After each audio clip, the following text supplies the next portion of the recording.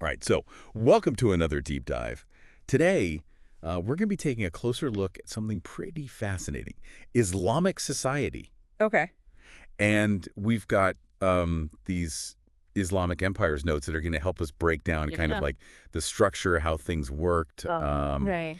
And it should be pretty interesting because, these empires were vast, right? They Yeah. spanned across, huge geographical areas, different cultures, different people. Right. So I'm really curious to get into like how, like religion played a part, how Yeah. laws worked, all that good stuff. hmm So It's a really kind of a unique blend of, religious and political authority that you don't always see. right away, I'm looking at these notes, and the first thing I see is this, like plus sign and an equal sign. Oh, yeah. What's the deal with that? What's the like secret code here? Well, that symbol, it actually represents the caliph. Okay. And the caliph is like the big cheese, the head honcho. Okay, so the top leader. Exactly. But it's not just like a king.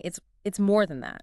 The Okay. caliph is considered the successor to the Prophet Muhammad himself. Oh, wow. Okay, so there's like a serious religious element to this. So Absolutely. they're not just like a political leader. They also have. Right. They have spiritual authority. Oh, wow. So, they're making decisions not just for the kingdom, but also kind of like guiding people in their faith. So big responsibility. Huge responsibility. Okay, so if you're the caliph and you've got this huge empire, Right. does that mean like everybody who lives in the empire has to be Muslim? Like, is that how that works? Well, not necessarily. I mean, it wasn't, like you had to convert or else. Yeah. The source here actually shows a kind of hierarchy. Okay, like a pyramid. Like, Yeah, kind of like a pyramid structure. okay, So at the very top, you have the Muslims, obviously. okay, And then you'd have people who converted to Islam. okay. And then below that, you would have Christians and Jews. Oh, interesting. And they were allowed to practice their own religions, Okay. but they had to pay a special tax, a jizya, it's called. Oh, okay. So it's like Yeah, it's kind of a like, fee to keep your religion, basically. yeah, like a protection fee or a tolerance fee.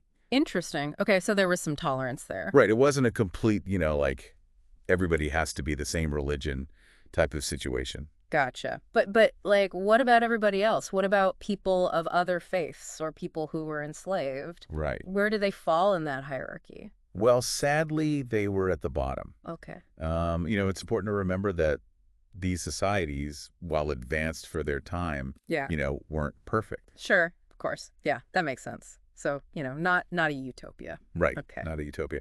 Another interesting thing that the notes highlight here is the role of Arabic.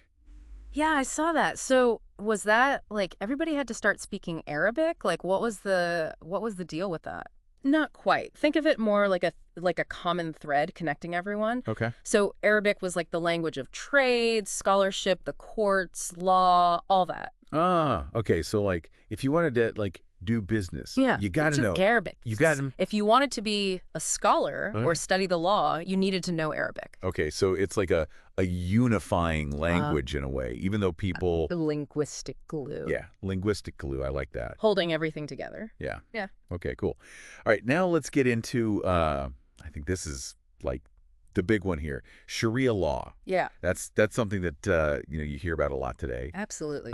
And I think it's important to understand like what it actually is. Yeah, it's often misunderstood. Because, it's one of those things where, you hear about it in the news and stuff, and sometimes it's not always presented in the most, accurate light. Right. It can be very, very loaded. But at its core, Sharia law is based on two main sources: the Quran, Okay. which is the holy book of Islam, Yep. and the Sunnah. Okay, now remind me what the sunnah is again. The Sunnah is basically like a record of the Prophet Muhammad's life.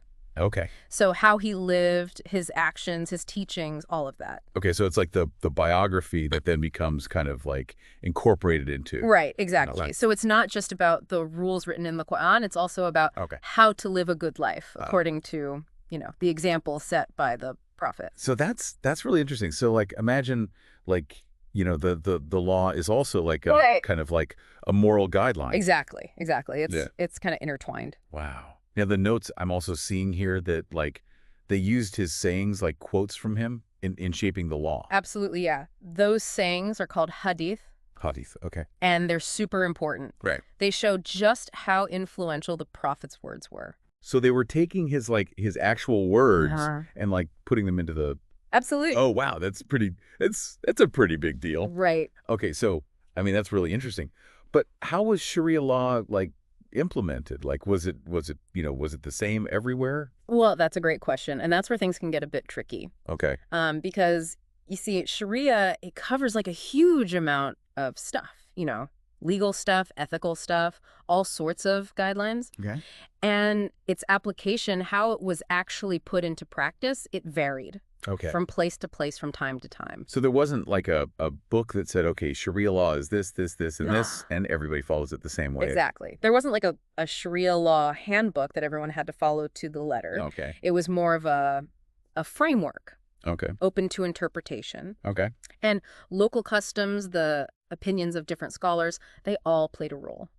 So almost like a living document in Yeah. a way. Absolutely. A living, breathing framework that evolved. Okay.